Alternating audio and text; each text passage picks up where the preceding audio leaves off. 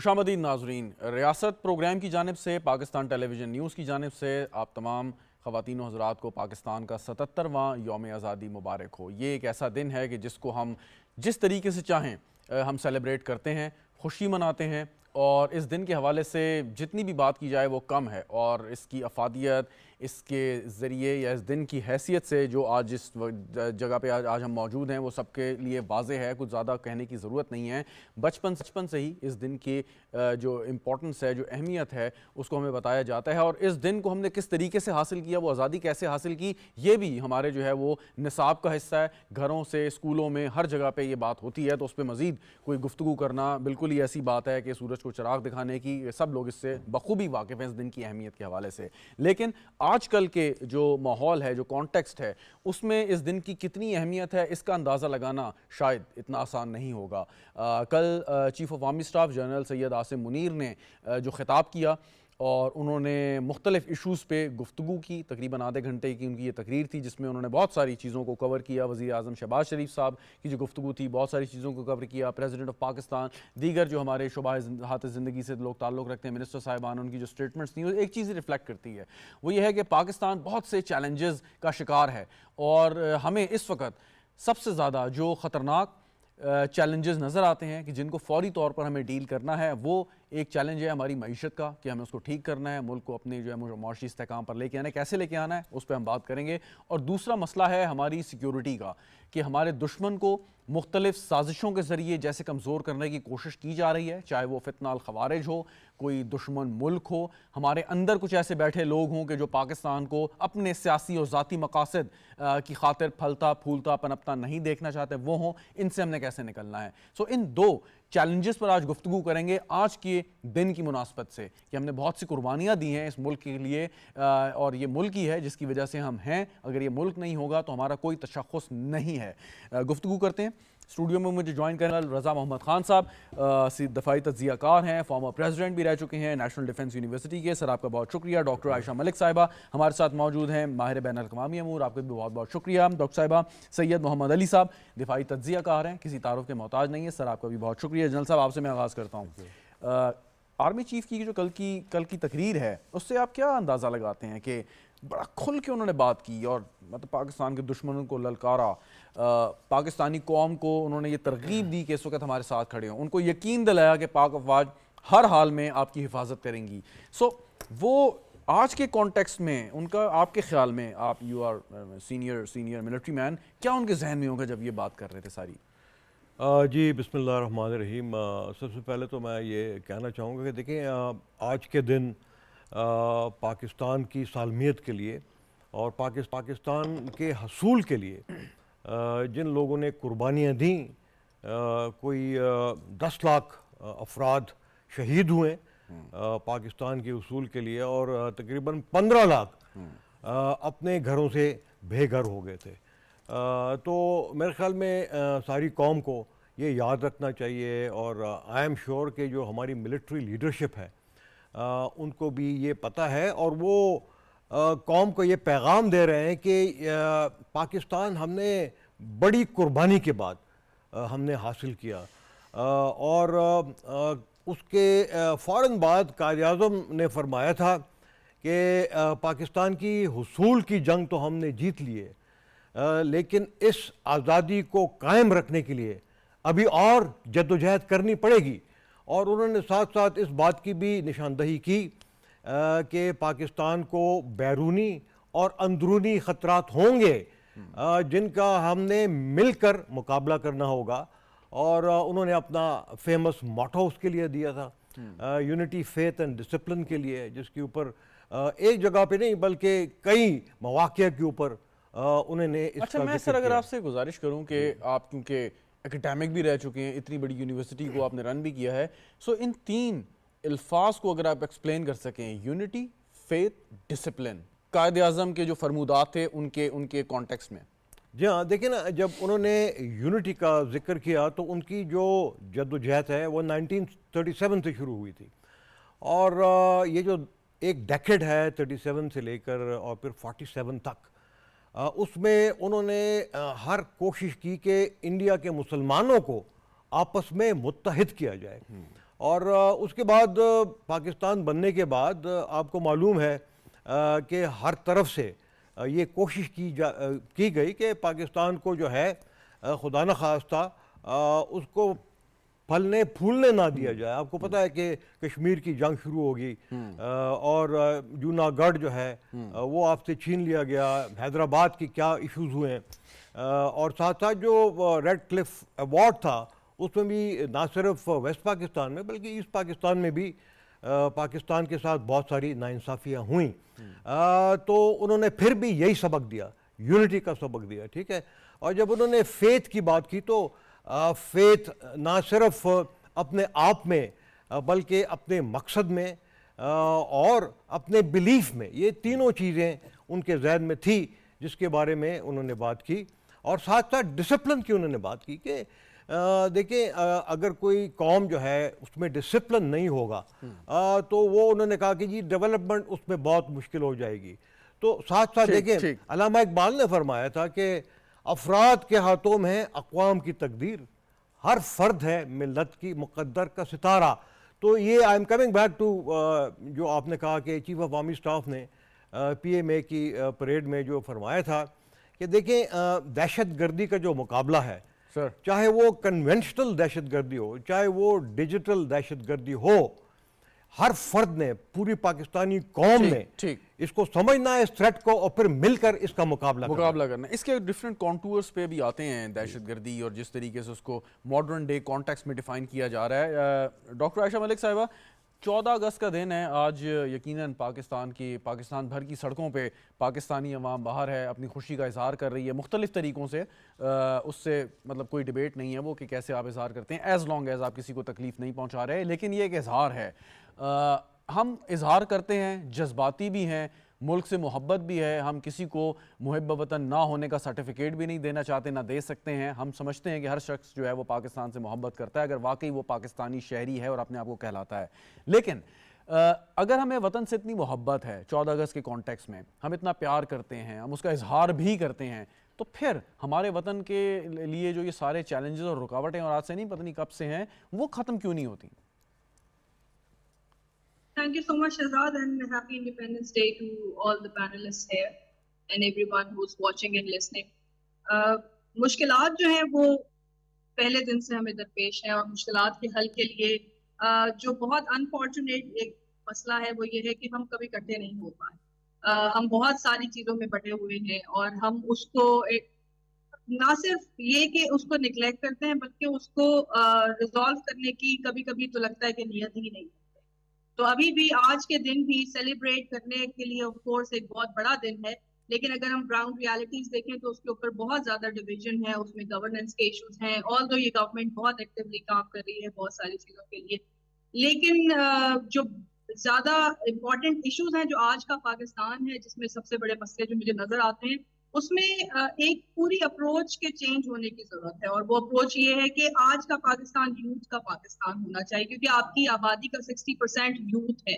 تو آپ کو یوتھ کو لیڈرشپ دینی پڑے گی, ان کے ہاتھوں میں یہ اقتدار دینا پڑے گا تاکہ وہ فیصلے لیں اور وہ اپنی انر ریشنالٹی اور ریزن کو یوز کرتے ہوئے کمپیٹیٹیو انوائرمنٹ میں آگے آ سکیں. کوشچن ہے کہ یوتھ کی امپاورمنٹ کی بات کرتے ہیں اور بالکل یوتھ کو امپاور ہونا چاہیے اور ہے بھی, لیکن گزشتہ چند سال سے ایک تعداد جو ہمارے یوتھ کی ہے ان کا جو کنڈکٹ رہا ہے, جس طریقے سے سوشل میڈیا پہ انہوں نے جو بھی اپنے عقائد کا پرچار کیا ہے یا جیسے کچھ لوگوں کو ٹارگٹ کیا ہے, وہ بھی اپنی ایک مثال آپ ہے. سو ایک طرف تم یقیناً چاہتے ہیں کہ یوتھ امپاور میں ہو, لیکن امپاور ہونے کے بعد جو اسی یوتھ میں سے ایک بڑی تعداد کا جو کنڈکٹ رہا ہے, کیا آپ اس کو اپریشیٹ کریں گی؟ جی, یوتھ کے امپاور ہونے میں ایک بہت بڑا فیکٹر یہ ہے کہ اس یوتھ کو آپ نے ٹرین کہاں کیا ہے, اور اس یوتھ کو انفارچونیٹلی ہم نے 4 ڈیکیڈ میں بڑی مشکل سے اور بڑی ایفرٹ کر کے اے پولیٹیکل بنا لی. تو ابھی اس یوتھ کی ٹریننگ کے کمیونز اور پلیٹ فارمز بھی ہمیں چاہیے ہیں. تو ہمیں یہ بہت زیادہ دیکھنے کی ضرورت ہے کہ کون سی ایسی گورنمنٹل پالیسیز ہیں جو ایکچولی یوتھ کے لیے ہیں, جو یوتھ کے لیے کام کر رہی ہیں. کیا ہمارے پاس وہ پالیسیز ہیں؟ اور پلیاٹ کی ایک رپورٹ کے مطابق کافی گورنمنٹس نے تو کبھی یوتھ پالیسی لانچ ہی نہیں کی ہے. تو یوتھ کی ٹریننگ کے کمیونز, یوتھ کے لیے پلیٹ فارمز, اور پھر اس کے بعد یوتھ کو واقعی اقتدار میں لانے. یہ this should be the process. ٹھیک. سید محمد علی صاحب, کل جو چیف عوامی اسٹاف کی جو سپیچ تھی اس میں انہوں نے کہا کہ قیام پاکستان کا مقصد محض ایک جغرافیائی خطے کا قیام نہیں تھا بلکہ ایک فلاحی ریاست کا قیام تھا. اب وہ فلاحی ریاست کے کون سے وہ لوازمات ہیں کہ جو پورے ہونے چاہیے تھے؟ کیا ہم پورے کر رہے ہیں؟ کیا ہم کہہ سکتے ہیں کہ ہم ایک اسلامی فلاحی ریاست ہیں؟ اگر نہیں ہیں تو وہ کیا چیزیں ہیں کہ جو ہمیں حاصل کرنی ہے کہ جس سے ہم قائد اعظم محمد علی جناح کے ویژن کے مطابق اس ملک کو, اس ریاست کو صحیح معنوں میں فلاحی ریاست بنا سکیں؟ بہت شکریہ شہزاد, آپ کو اور ہمارے پینلسٹ اور تمام سامعین کو اور ناظرین کو یوم آزادی مبارک. میں سمجھتا ہوں کہ جو آرمی چیف کی تقریر تھی بڑی پرمغز تھی, بڑی بروقت تھی, لیکن اس کے متن سے پہلے میں ایک کوئک کامنٹ یہ کرنا چاہتا ہوں کیونکہ ابھی آپ یوتھ کے حوالے سے بات کر رہے تھے. تو دیکھیں اس کا کانٹیکس دیکھیں کہ 14 اگست کو جو پاکستان معرض وجود میں آیا اس سے ایک رات قبل پی ایم اے جو ہے وہ پاکستان فوج کی نوجوان جو قیادت ہے مستقبل کی, اس سے پاکستان کے آرمی چیف خطاب کر رہے تھے. اس کا کانٹیکس بھی دیکھیں. اور یہ پاکستان جو بنایا گیا ہے یہ قائد اعظم کی ولولہ انگیز اور دوررس قیادت کے ساتھ ہی ساتھ جو نوجوان تھے اس زمانے میں مسلم لیگ کے, ان کے وہ ہراول دستہ تھے اس پوری پاکستان موومنٹ کے. تو بنیادی بات یہ ہے کہ آج کا دن جو ہے ہمارے ہر مکتب فکر, ہر شعبہ ہے زندگی کے شخص کی کنٹریبیوشن بھی ہے, قربانیاں بھی ہیں, لیکن جو یوتھ کا رول ہے وہ سب سے امپورٹنٹ ہے. میں آپ کے سوال کا انڈائریکٹ جواب دے رہا ہوں.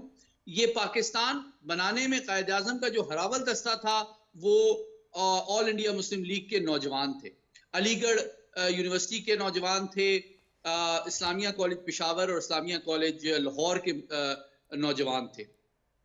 اور میں آپ کو بتاؤں کہ انہی نوجوانوں میں سے بہت سے بعد میں پاکستان بننے کے بعد پاکستان فوج, سول سروس, سیاسی جماعتوں کے قائدین بنے. ٹھیک, پوائنٹ ویل ٹیکن. بڑا رول ہے.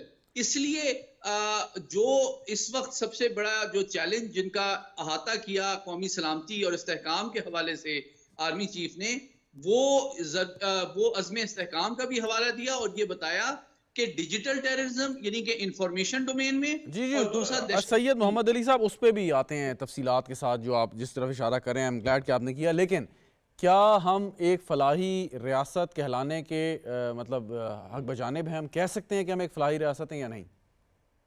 دیکھیں جی, ہم بالکل فلاحی ریاست ہیں. اور ایک جملہ مجھے کہنے دیجئے جو آرمی چیف نے بڑی امپورٹنٹ بات کی کہ یہ ملک ہم نے کسی جنگ یا وار کے نتیجے میں حاصل نہیں کیا, ہم نے ایک نظریاتی اور قانونی جدوجہد کے تحت حاصل کیا ہے.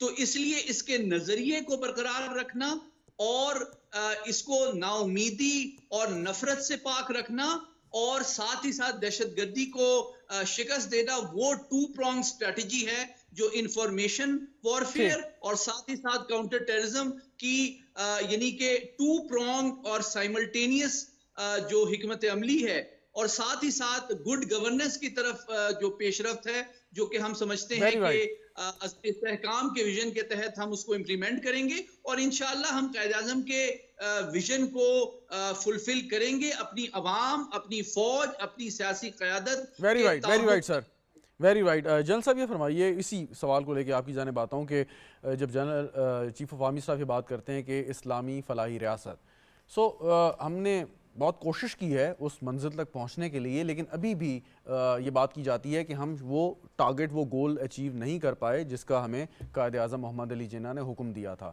اب آپ فرمائیے کہ کیا وہ اقدامات ہیں, کیا واقعی وہاں پہنچ گئے؟ اگر نہیں پہنچے تو کیا ہمیں کرنا ہے, کتنے سٹیپس اور لینے ہیں کہ ہم اس منزل پہ پہنچ سکیں؟ اچھا دیکھیں, میں پھر ریفر آپ کو کروں گا کہ اس بارے میں قائد اعظم نے کیا ایک ویژن پیش کیا تھا.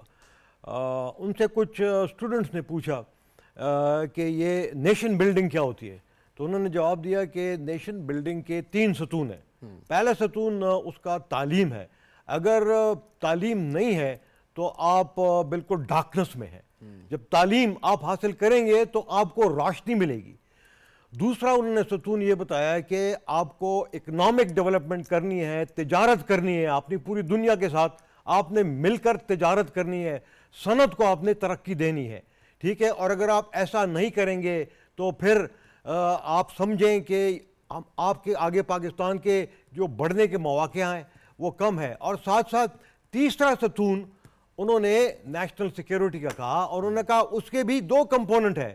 ایک ایکسٹرنل تھریٹ سے پاکستان کو ہم نے بچانا ہے, اور اندرونی جو ہمیں چیلنجز ہیں اس کو بھی ہم نے بچانا ہے. تو یہ تین ستون انہوں نے کہا کہ جی اس کے اوپر نیشن کو آپ نے بلڈ کرنا ہے.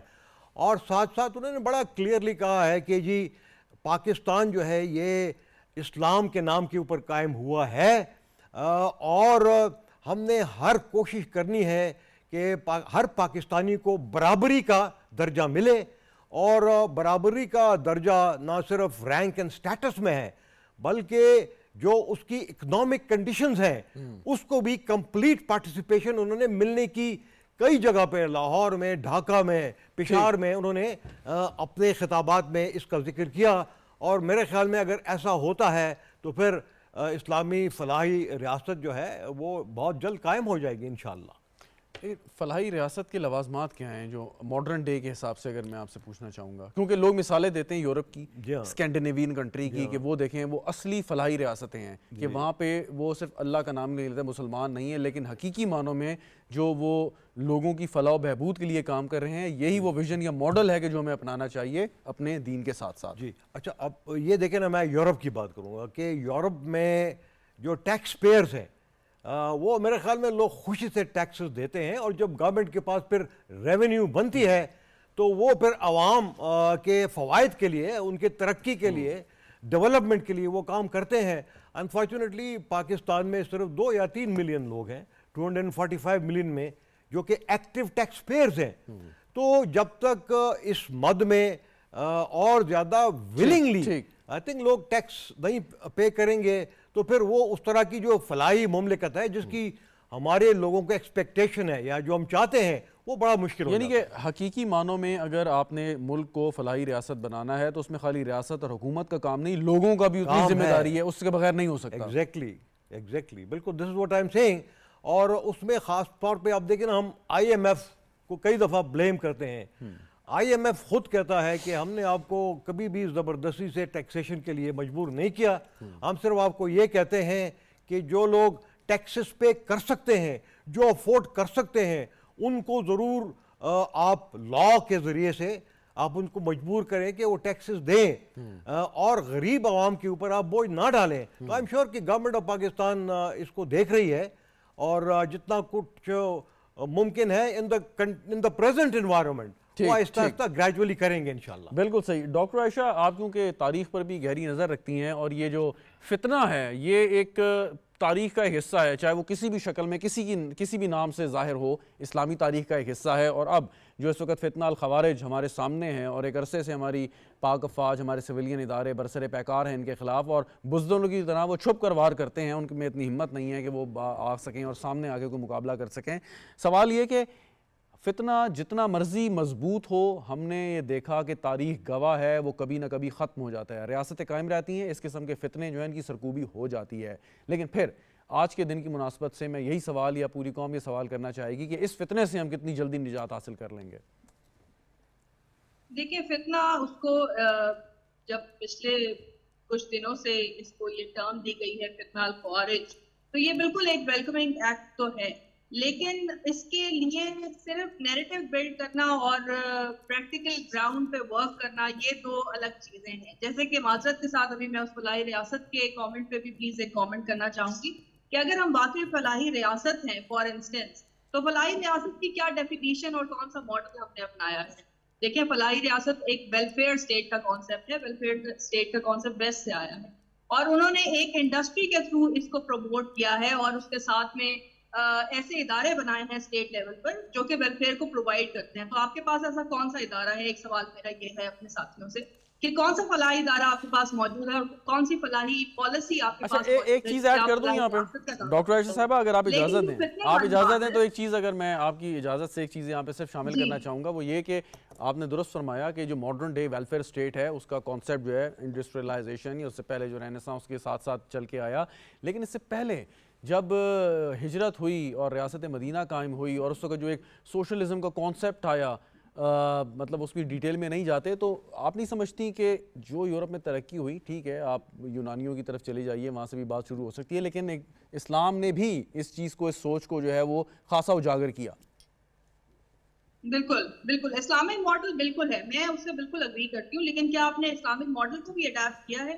اسلامی فلاحی ریاست کا جو ماڈل ریاست مدینہ سے ہمیں ملا تھا، جو کہ مساوات اور ایکوالٹی پہ بنا ہوا تھا، تو آپ نے کس قدر ایکوالٹی اور ایکوٹی کی بات کی ہے؟ کیونکہ سوشل اور اکنامک ویلفیئر ہی ویلفیئر، تو کیا آپ نے ان اداروں کے تحت بھی پرووائڈ کرنے کی کوشش کی سوشل ویلفیئر؟ یہ بالکل تو کیا ہم ویسٹرن یہ ماڈل کہہ آف سکتے اسٹیٹ ہیں ڈاکٹر صاحبہ، کیا ہم یہ کہہ سکتے ہیں کہ اس وقت جو چیلنجز ہیں، چاہے وہ معاشی مسئلہ ہو ہمارا، یا ہمارا جو ہے وہ سیکیورٹی کا مسئلہ ہو، یہ اسی ایکویلٹی کے نہ ہونے کی وجہ سے ہے؟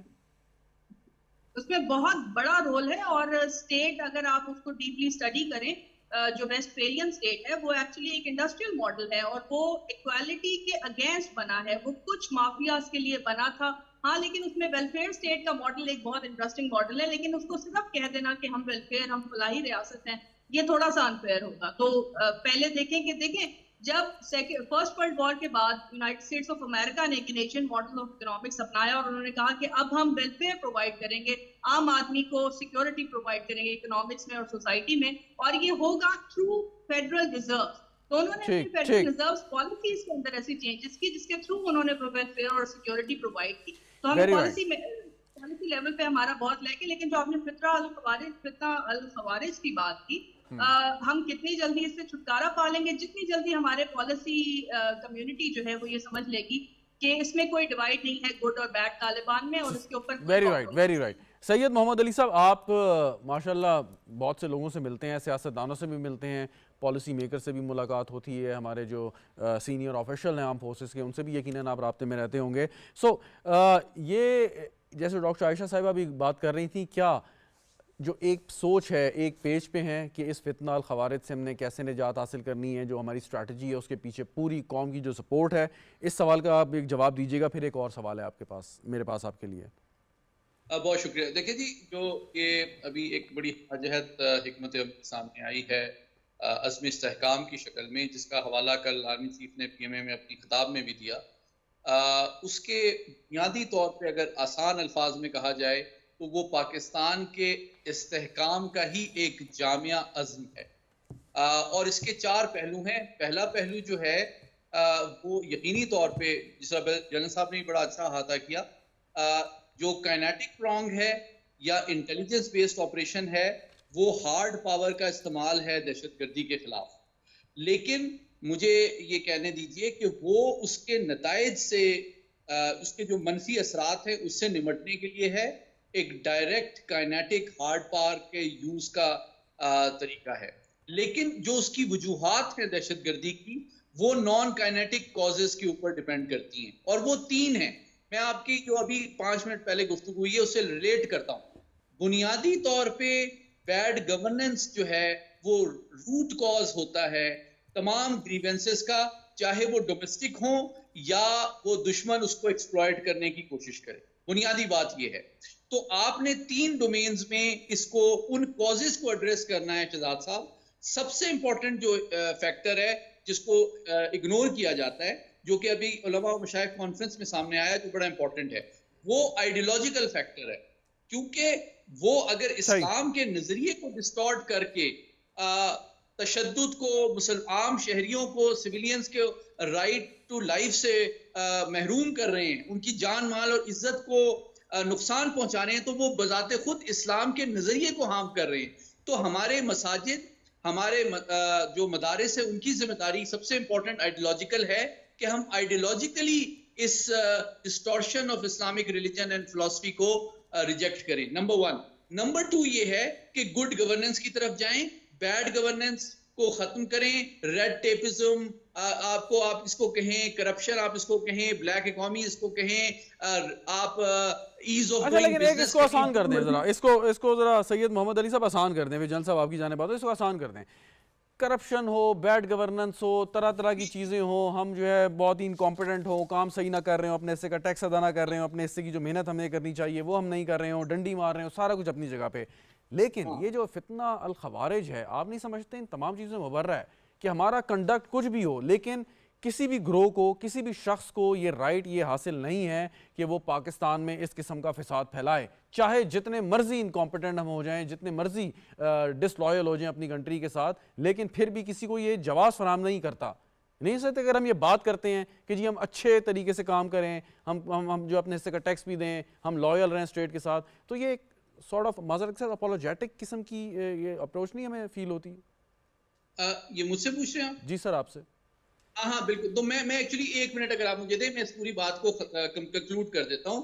دیکھیں, دہشت گردوں اور دہشت گردی اس کے کازز اور ایفیکٹ کو جامع انداز میں ڈیفیٹ کرنے کے لیے آپ کو 4 پرونگز اسٹریٹجی سائملٹینیسلی چاہیے جو کہ عزم استحکام پرووائڈ کرتی ہے. میں نے کہا ایک پرونگ ہارڈ پاور کا ہے آئی بی او کی شکل میں یا کاؤنٹر ٹیررزم آپریشن کی شکل میں, لیکن دوسرا پرونگ آئیڈیولوجیکل ہے جو علماء اور مشائخ کے ذریعے سے ہے.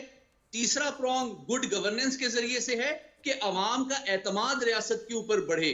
اور تیسرا پرونگ جو ہے وہ بنیادی طور پہ انفارمیشن کا پرونگ ہے کہ میڈیا اور سوشل میڈیا کے اندر جو ڈیجیٹل ٹیررزم ہے, جو ریاست اور فوج کے خلاف نفرت ہے, اس کو بھی کاؤنٹر کیا جائے. اگر ہم جہت جامع انداز میں عملی کو آگے بڑھاتے ہیں تو کوئی وجہ نہیں کہ ہم اس کو ڈیسائسولی فیصلہ کن انداز میں ڈیفیٹ نہ کر سکیں. رائٹ. جنرل صاحب, اگر آپ پاکستانی شہری ہیں, میں فرض کریں مثال کے طور پہ, مفروضے کے طور پہ, میں فتنہ الخوارج کا ایک ممبر ہوں, آپ اگر اپنے حصے کا کام نہیں کر رہے جو آپ کا ریاست کا ہے, کہ آپ ایک اچھے شہری ہونے کا ثبوت نہیں دے رہے, کہ آپ ٹیکس ادا نہیں کر رہے, تو کیا یہ مجھے جواز فراہم کرتا ہے کہ میں آج آپ کی جان لینے کی کوشش کروں, آپ کی پراپرٹی کو نقصان پہنچاؤں؟ مطلب یہ کیا ہے کہ اگر ہم نہیں کریں, ہم پاکستانی شہری ہیں, ہمیں کرنا چاہیے, اس کا مطلب یہ نہیں ہے, لیکن کیا یہ جواز ہے کہ ہمارے ملک میں کوئی دہشت گردی لے کے آ جائے اور پھر ہم یہ کہیں کیونکہ ہم اپنے حصے کا کام نہیں کرتے اس وجہ سے دہشت گردی ہو رہی ہے؟ دیکھیں, بات یہ ہے کہ جو دہشت گردی کا خطرہ ہے نا,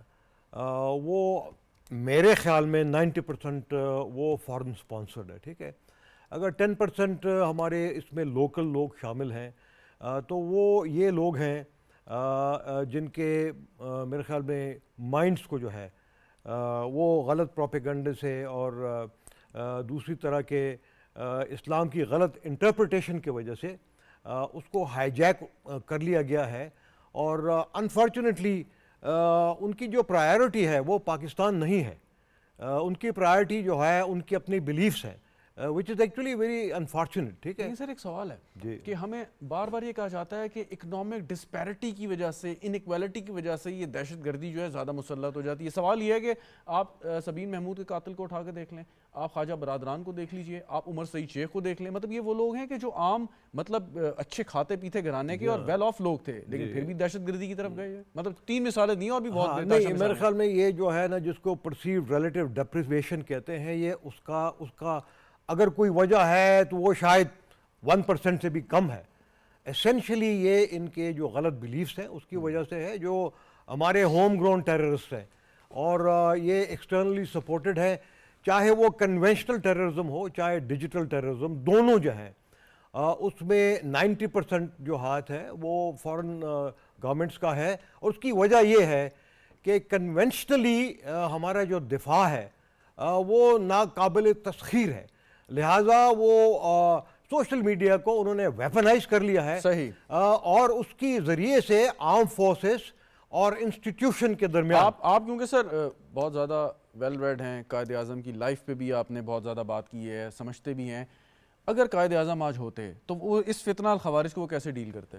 دیکھیں, اس زمانے میں بھی اس طرح کے لوگ تھے, لیکن انہوں نے مقابلہ کس سے ساتھ کیا؟ ہندو کے ساتھ کیا, انگریزوں کے ساتھ کیا, اور مسلمانوں کے اندر بھی بہت سارے ایسے لوگ تھے جنہوں نے پاکستان کی مخالفت کی, لیکن انہوں نے اپنی سمجھ بوجھ سے ان سب کے اوپر قابو پایا. اور میرے خیال میں یہ مشکل کام نہیں ہے, لیکن اس میں ضروری ہے کہ ساری قوم جو ہے وہ حکومت کا ساتھ دے. اور اس میں دیکھیں سول سوسائٹی کا ایک بڑا رول ہے, ایکیڈیمیا کا رول ہے, میڈیا کا رول ہے. اگر آپ سمجھتے ہیں کہ یہ صرف لا انفورسمنٹ ایجنسیز کا کام ہے, یہ غلط ہے.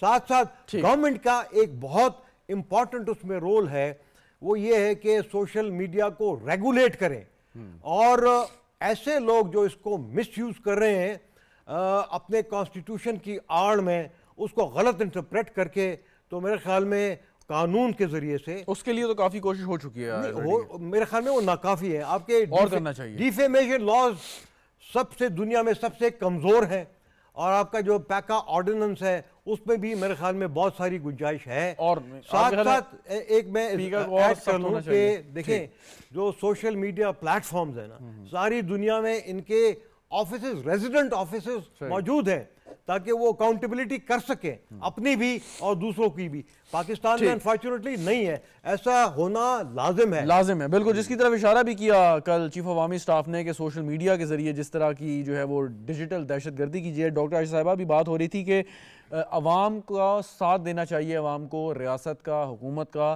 یہ فتنہ الخوارج اور دیگر چیلنجز سے نمٹنے کے لیے. لیکن کل چیف عوامی سٹاف کی گفتگو میں ایک چیز جو بڑی امپورٹنٹ تھی وہ یہ تھی کہ ایسے عناصر موجود ہیں کہ جو اس وقت اداروں اور عوام کے درمیان مابین خلیج پیدا کرنے کی کوشش کر رہے ہیں.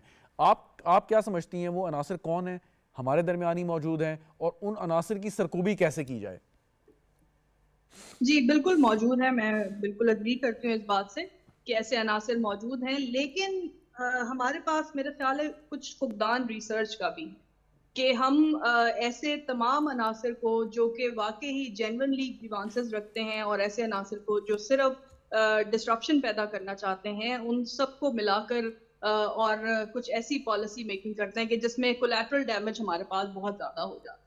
تو ایسی تمام گریوڈ کمیونٹیز جس میں ہمارے سرحد کے جتنے لوگ ہیں اور انہوں نے آئی ڈی پیز والی سفرنگ بھی برداشت کی اور اس کے بعد ان کو جتنے مسائل درپیش تھے, تو اس کے لیے ایک تو افیکٹو پالیسی کی, افیکٹو ریسرچ کی ضرورت ہے, پلیز اس پہ ہمیں کام کرنا چاہیے ہے. اور اس کے بعد جو ایکسٹرنل ہیلپ موجود ہے جس کے آف کورس ہمارے پاس بہت اسٹرانگ ایویڈنس بھی ہیں, تو وہ ایکسٹرنل ہیلپ کو اگر ہم اس سے کسی طرح سے چھٹکارا پا سکیں کہ کون ہیں ایسے باہر کے عناصر جو ہمارے اندرونی بھائیوں اور بہنوں کو جو ہے وہ کرپٹ کرتے ہیں اور اس کے بعد ایسی چیزیں پیدا ہوتی ہیں. اچھا, لیکن اب ان کی سرکوبی کیسے ممکن ہے؟ ابھی آپ نے کہا ریسرچ کا فقدان ہے, لیکن کچھ ایسے عناصر ہیں جو آئیڈینٹیفائڈ ہو چکے ہیں, لیکن پھر بھی ان کی جو سرکوبی ہے وہ ہمیں مشکل نظر آتی ہے, چاہے اس کو ہمارے عدالتی نظام کی کمزوری کہہ لیں, ہمارے استغاثہ کی کمزوری کہہ لیجئے, بہت ساری چیزیں ہیں, لیکن ہونا کیسے چاہیے؟ وہ بہت معذرت کے ساتھ, لیکن کچھ تو ہماری سرحد کی کمزوری بھی لگتا ہے کہ ہے. گورننس کے مسائل ہو سکتے ہیں, کیونکہ جب بہت ساری گورنمنٹ کی باڈیز آپس میں انٹریکٹ کر رہی ہوتی ہیں تو کوہیژن ہمارا ایک کوآرڈینیشن اور کوہیژن ہمارا ایک بہت جینون مسئلہ ہے جو گورننس کا ایشو ہے ہمارا. تو بہت ڈیپ لیول پر جا کے کوہیژن اور کوہیرنس اور پھر آئیڈینٹیفیکیشن کے بعد اس کو انشور کرنا کہ کس کے پاس ویلڈ کارڈ ہے اور کس کے پاس جو ہے وہ فیک کارڈ ہے, اور کس طرح کی ریسرچ ہم نے کی ہے, تو اس طرح سے شاید پاسبل ہو سکے. سید محمد علی صاحب, اگر آپ کسی فارنر سے اس ایشو پہ بات کریں, ڈپلومیٹک کمیونٹی سے بات کریں, تو وہ ایک انداز سے بات کرتے ہیں, شاید طنز کر رہے ہوتے ہیں. آپ نے بھی یہ گفتگو سنی ہوگی, وہ کہتے ہیں کہ جی اگر آپ 9 مئی کے ملزمان کو ابھی تک سزا نہیں دے سکتے تو پھر آپ کیا فتنہ الخوارج کو شکست دیں گے, پھر آپ یہ کیا باتیں کرتے ہیں. مطلب ایسی طنزیہ گفتگو سے سننے کو مل جاتی ہے کہ جو بہت بری لگتی ہے, اور آپ کے خیال میں ان کو کیا جواب دینا چاہیے ہمیں, کوئی ایسی اگر بات ہمیں سننے کو ملے تو؟ دیکھیے, میں سمجھتا ہوں کہ اس تشویش میں کسی حد تک وزن کی ہے, اور ایک ویلفیئر اسٹیٹ کی بات ہو رہی تھی ابھی. میں سمجھتا ہوں ویلفیئر اسٹیٹ کا جو سینٹر آف گریوٹی ہوتا ہے وہ جوڈیشری ہوتی ہے, جو کہ تمام لوگوں کے رائٹس کو بھی پروٹیکٹ کرتی ہے, فریڈم کو بھی پروٹیکٹ کرتی ہے, اور ساتھ ہی ساتھ تمام اینٹی اسٹیٹ اور کرمنل ایلیمنٹس کو ٹرانسپیرنٹ اور ڈیو پروسیس کے بعد سزا بھی دیتی ہے, اور وہ معاشرے میں ایک تمام اینٹی اسٹیٹ اور کرمنل ایلیمنٹس کے خلاف ایک بہت ایفیکٹو سوشل ڈیٹرنٹ کا کام بھی کرتی ہے. تو میں سمجھتا ہوں کہ جو ہماری نیشنل سیکیورٹی ہے, کمپریہنسو نیشنل سیکیورٹی کی اگر بات کی جائے, خاص طور پہ نان ٹریڈیشنل سیکیورٹی کے حوالے سے, اس کی ڈومینز میں جتنے بھی شعبے آتے ہیں اس میں جوڈیشری کا رول سب سے امپورٹنٹ ہے. کہ دیکھیں, ریاست پاکستان کے خلاف جو لوگ بھی صف آرا ہیں, چاہے وہ پاکستان کے اکنامکلی ہمیں ڈیمیج کرنا چاہتے ہیں, جی ایچ کیو پہ حملہ کرتے ہیں, ہمارے اسلام کے نظریے کو ڈسٹارٹ کرتے ہیں, لوگوں کو گمراہ کرتے ہیں, فوج میں بغاوت کی کوشش کرتے ہیں, یہ تمام بہت سیریس نیشنل سیکیورٹی چیلنجز ہیں, اور اس میں جو ملوث لوگ ہیں, میں سمجھتا ہوں کہ یہ جوڈیشری کی بہت امپورٹنٹ ذمہ داری ہے کہ نہ صرف وہ قومی سلامتی کے تقاضوں پہ پورا اترتے ہوئے ڈیو پروسیس ٹرانسپیرنٹ پروسیس کے نتیجے میں ان کو قرار واقعی سزا دے، تاکہ ہماری عوام، ہماری ریاست، ہماری فوج اور بلکہ بین الاقوامی برادری جس کا آپ حوالہ دے رہے ہیں، ان کے بھی دلوں میں ہماری جوڈیشری کے اعتماد اور احترام میں اچھا، اضافہ ایک ہو بات یہ ہے کہ فتنہ الخوارج کے حوالے سے اگر کوئی کیس ہے، کوئی شخص ہے، انڈیویجول ہے، آپ کے خیال میں اس کو عام کانٹیکس میں دیکھنا چاہیے یا اس کو کوئی خاص اہمیت دینی چاہیے کہ یہ مسئلہ جو ہے یہ شاید زیادہ سینسیٹیو ہے، عدالتوں کو بھی، استغاثہ کو بھی، تفتیشی اداروں کو بھی؟ کیا کہیں گے آپ؟ دیکھیے، جو فتنہ ہے وہ سائملٹینیسلی 4 ڈومینز میں کو ایگزسٹ کرتا ہے. اس کا ایک کائنیٹکس ڈائمنشن اور مینیفیسٹیشن ہے جس کے خلاف ہمارے افسران اور جوان اور انٹیلیجنس آفیشلز روزانہ قربانیاں دے رہے ہیں.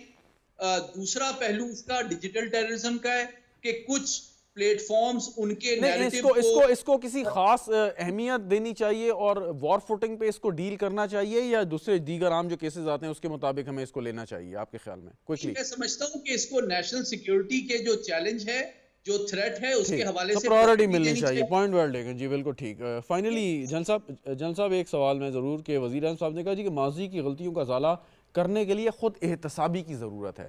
یہ خود احتسابی کا عمل آپ کے خیال میں شروع ہو چکا ہے؟ ہم نے دیکھا پچھلے دنوں خبر آئی، ایک بہت اعلیٰ فوج کے افسر جو ہیں ان کے خلاف کچھ بات ہوئی اور اس کو پاک افواج نے ریلیز بھی کیا خبر کے طور پہ. سو یہ عمل ہر شعبے میں آپ کے خیال میں اب چل پڑا ہے جو ماضی میں مطلب بڑا ریئر تھا؟ یہ پہلی دفعہ نہیں ہے کہ اس طرح ہوا ہے.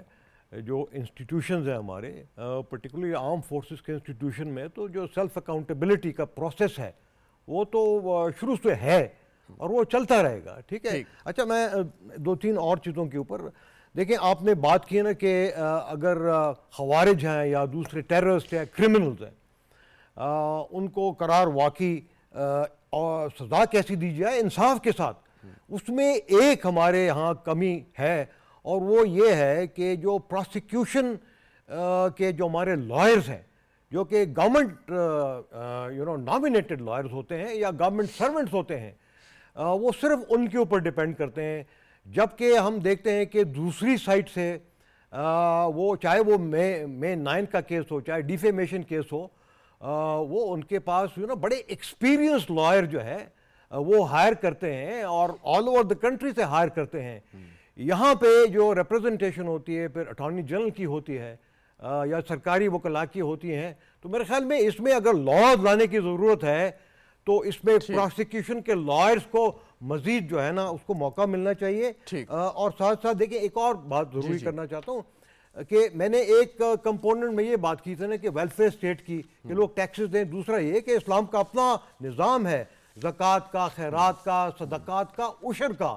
اگر سارے لوگ خوشی سے یہ دیں تو میں سمجھتا ہوں کہ یہ بہت آسان کام ہے اسلامی فلاحیت جو ہے ریاست کی طرف جانا. بالکل ٹھیک. بہت بہت شکریہ آپ کا جنرل رضا محمد خان صاحب. ڈاکٹر عائشہ ملک صاحبہ، سید محمد علی صاحب ہمارے ساتھ موجود تھے. ناظرین، گفتگو آپ نے اور 77ویں یوم آزادی کے موقع پہ جو گفتگو ہوئی، جو ہمارے ملک کو چیلنجز درپیش ہیں، جو میرے معزز مہمانوں نے جس کا اظہار خیال کیا، تو حل اور نتیجہ یہی ہے کہ ساری قوم کو متحد ہونا ہے، اداروں کے ساتھ چلنا ہے، اور جو چیلنجز ہیں وہ ہمارے مشترکہ ہیں. اس میں یہ نہیں ہے کسی ایک خاص سیاسی جماعت کا وہ مسئلہ ہے یا کسی ایک خاص فرد کا یا کسی خاص ادارے کا وہ مسئلہ ہے، وہ پوری قوم کا مسئلہ ہے. اور اس کو جب تک ہم بحیثیت قوم مل کر ڈیل نہیں کریں گے اس وقت یہ مسائل حل نہیں ہو سکتے. تو آج کے دن ہم یہ دوبارہ ایک دفعہ پھر اپنے آپ سے، اپنے ملک سے، اپنی ریاست سے یہ وعدہ کر سکتے ہیں اور کرتے ہیں کہ ہم ان مسائل کا حل کرنے کے لیے ایک ہاتھ ملا کے اور متحد ہو کے اس سے نبرد آزما ہوں گے اور ان چیلنجز کا خاتمہ کریں گے. پروگرام دیکھنے کا شکریہ. اجازت دیجیے. خدا حافظ.